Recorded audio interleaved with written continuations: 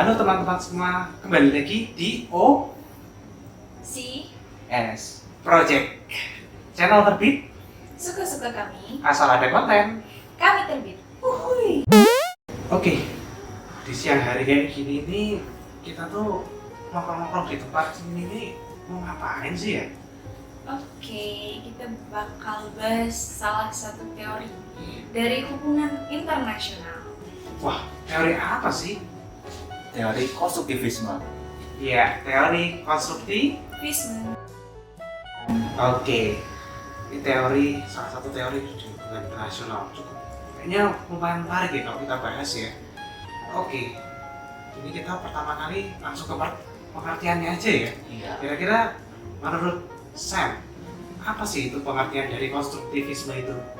Nah, berbeda dengan teori-teori klasik lain, konstruktivisme itu fokusnya itu pada sosial, not material gitu. Jadi fokusnya itu ke non material aspek seperti kayak ide, identitas, belief, gitu-gitulah. Pokoknya non material. Berarti number one is idea, is the primary, and secondary is material gitu ya. Sebenarnya sosial gitu, not material. Dan juga konstruktivisme itu menganggap internasional politik itu sebagai konstruk sosial dan bisa berubah gitu. Oh, Contohnya kan seperti yang dipercaya oleh teori klasik, anarki.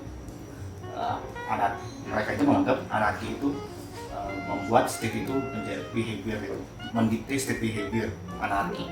Berbeda dengan konstruktivisme. Kalau dia bilang anarki itu adalah hasil konstruksi dari proses sosial dari negara-negara internasional gitu. oke. Itu sudah merupakan asumsi dasar juga ya. Iya. Oke. Kalau gitu, pasti dari kemunculan teori ini ada tokoh-tokoh di balik berhasilnya teori-teori ini, keberhasilan teori-teori ini. Kira-kira siapa aja sih itu tokoh-tokoh pemikirnya itu? Oke, tokoh pertama yang mengenalkan adanya konstruktivisme itu ada Nicholas Romanov dan ada juga Immanuel Kant dan Alexander Wern. Dari asumsi Immanuel Kant sendiri mengatakan bahwa kita dapat memperoleh pengetahuan tentang dunia, tetapi itu akan selalu menjadi pengetahuan subjektif dalam arti itu disaring melalui kesadaran manusia. Sedangkan Alexander Wern sendiri mengatakan bahwa dalam konstruktivisme, struktur sosial mempunyai 3 elemen: pengetahuan bersama, sumber daya material, dan praktik. Struktur sosial, pemahaman bersama, ekspektasi, atau pengetahuan bersifat kooperatif atau konfliktual. Misalnya, seperti dilema keamanan. Komunitas keamanan adalah struktur sosial berbeda. Ketergantungan struktur sosial tentang ide ini adalah makna di mana konstruktivisme mempunyai pandangan pakar idealis atau pakar ide tentang struktur. Cukup menarik ya teman-teman ya. Jadi teori konstruktivisme ini memang fokus kepada ide ya. Ini yang membentuk state behavior ya. Iya. Dan juga anarki. Karena anarki ini kan merupakan sebuah teori yang mengatakan bahwa tidak ada otoritas yang dapat mengatur negara-negara di dunia. Seperti itu ya. Oke. Sekarang kita langsung aja ya, tanpa berlama-lama ke contoh kasus. Oke.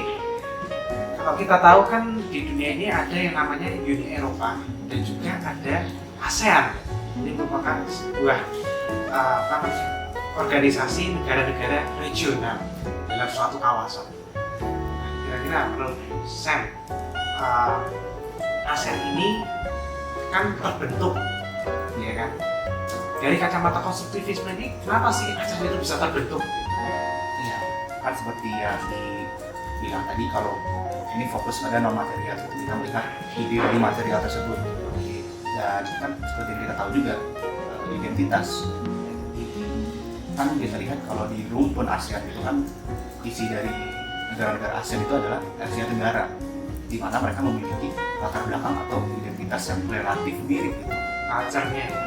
Nah, Dan juga negara-negara ASEAN itu kan sebagian besar kan juga pernah latar belakangnya itu pernah dijajah gitu ya. Ada kesamaan historis. Kan seperti yang kita tahu juga kalau student behavior itu reconstruksi dari reconstructed dari social process. Social process itu yang tadi itu mereka memiliki bekas penjajahan dan lain-lain itu lagi proses sosial gitu. Proses sosial. Dan itu membuat mereka melihat material gitu, wilayah ini gitu menjadi kadang kerjasama yang baik gitu. Karena ada kesamaan itu maka lebih baik membuat sebuah organisasi kawasan seperti itu ya.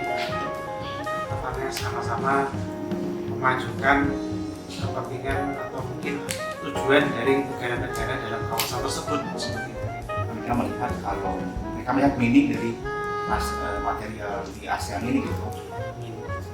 Meaning arti dari misalnya kekuatan ekonomi atau negara di ASEAN itu menjadi friendly gitu,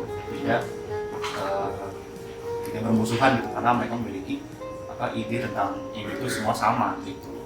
Oke, cukup menarik juga ya ternyata teori konstruktivisme ini ya. Oke, kayaknya kita sudah di penghujung podcast ya. Semoga teori-teori ataupun hasil diskusi kita siang hari ini dapat berguna bagi kita juga dalam memahami teori konstruktivisme terutama dan juga relasi-relasi kerjasama internasional dengan internasional dari tiap-tiap negara. Maka dari itu, di penghujung acara ini, kami bertiga izin pamit undur diri dan sampai jumpa di edisi berikutnya. Dadah!